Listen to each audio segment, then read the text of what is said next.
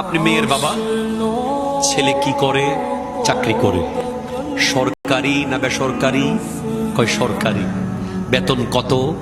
এত। শহরে রাখতে পারবে তো মেয়েকে?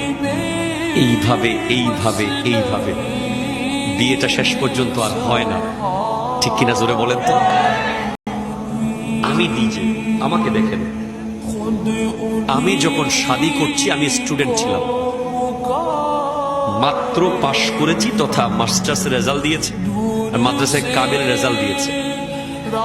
আমার শ্বশুর আব্বা এক পায়ে খাড়া, ওনার মেয়েকে দিয়ে দেবে। আমাদের পক্ষ থেকে প্রস্তাব দিয়েছে, আর ওনার আশেপাশে যত আত্মীয় সব একবারে না। ছেলে কি খাওয়াবে আমাদের মেয়েকে? কিছু তো করে না। তো ইসলাম কি বলে? এই জায়গায় ইসলাম কি বলে?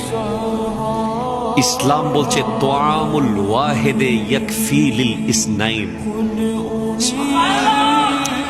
একজনের খাবার দুজনের জন্য যথেষ্ট।